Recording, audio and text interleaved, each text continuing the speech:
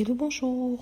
Aujourd'hui, on va parler d'une drôle d'histoire, une histoire d'un palace qui a été offert au prince Andrew il y a quelques années de ça par la reine d'Angleterre. C'est un palace qui a 17 chambres et dans lequel il y vit. Dans ce palais, il y vit depuis un certain temps avec son ex-femme Sarah. Aujourd'hui, il y a eu un débat dans les médias anglais, c'est-à-dire que maintenant qu'il a été déchu de ce titre, que va devenir de ce palais-là? Est-ce qu'il va vivre dans ce palace-là ou alors est-ce qu'on va lui demander de partir? Donc certains ont lié cela au prince Harry et Frogmore Cottage et certains avaient dit en fait que non, on va seulement lui demander de faire le paiement du loyer. C'est-à-dire qu'en tant que personne qui ne travaille plus pour la famille royale, il ne devrait plus avoir un toit sans payer. Donc ça veut dire qu'il sera maintenant un locataire de la reine. Et dans ce cadre-là, il pourrait être appelé à déménager, à partir si les femmes de la famille royale se lèvent en disant qu'ils partent de cet endroit-là. Si bien sûr la reine veut bien les écouter. Alors, et si ça venait arriver, on nous apprend que le prince Andrew recevrait 7 millions de livres de remboursement. Remboursement pourquoi, vous me direz? Remboursement pour tous les travaux et aménagements qu'il aura apportés à cette demeure.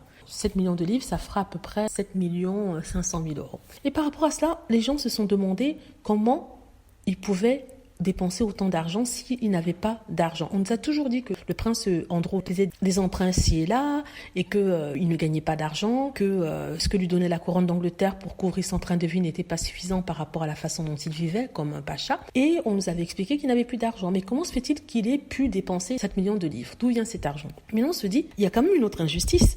Le prince Harry qui louait des appartements qui avaient été rénovés par la reine, n'est-ce pas, se voit rembourser l'argent de cette rénovation. C'est-à-dire que la reine, en tant que propriétaire, a loué cette maison au prince Harry et avant qu'il n'y aménage, elle a fait des travaux. Et ces travaux, l'argent qui a été dépensé, le montant, le prince Harry a dû les rembourser, c'est-à-dire 2 millions de livres. Or, ici, on nous explique que le prince Andrew, qui a dépensé d'argent sur cette maison, recevrait cet argent de nouveau, s'il venait à quitter la maison parce qu'il apportait des améliorations à la maison. Logiquement, ça tombe sous le sens. C'est-à-dire que si vous êtes dans un appartement, vous apportez des améliorations à l'appartement, il se pourrait que le propriétaire, lorsque vous déménagez, vous compense tous les travaux que vous avez fait dans la maison en tant que locataire. Voilà, c'est tout à fait normal. Mais vu qu'on a demandé au prince Harry de rembourser les 2 millions de dollars que la reine avait dépensés pour l'aménagement d'une demeure qui ne lui appartient pas mais appartient à la reine elle-même, on se pose la question, mais où est la logique? Où est la logique? Et c'est d'une grande